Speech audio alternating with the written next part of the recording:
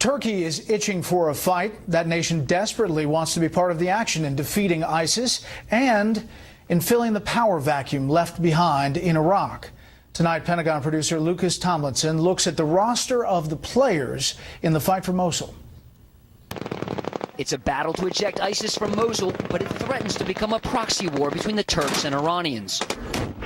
On the outskirts of Mosul, up to 800 Turkish troops are training Kurdish and Sunni fighters against the wishes of the Iraqi government. Turkey wants to exert influence amidst fears that Iran's Shia-backed fighters will establish a foothold in Mosul.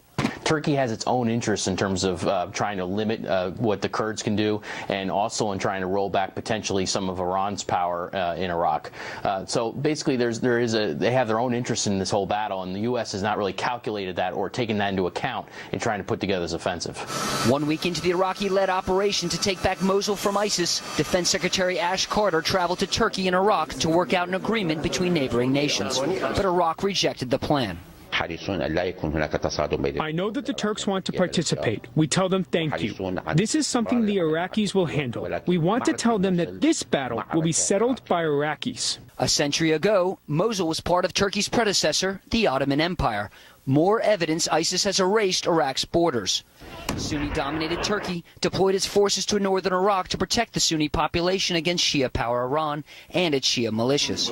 The former head of U.S. forces in Iraq foresees a free-for-all once ISIS is defeated in Mosul. The real issue here, though, is the issue of post-Islamic State governance.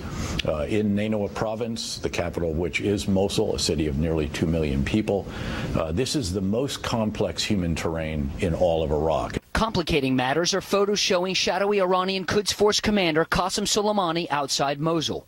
The U.S. military's top officer said Soleimani is responsible for killing 500 American troops in the last decade. Just because Turkey is opposed to Iranian influence in some ways doesn't mean Turkey is a good actor. On the Sunni side, Turkey also has dealings with extremists and al-Qaeda and is willing to work with them. So this is a very complex web here, and the idea that you can basically side with one extremist faction over another is just really foolhardy.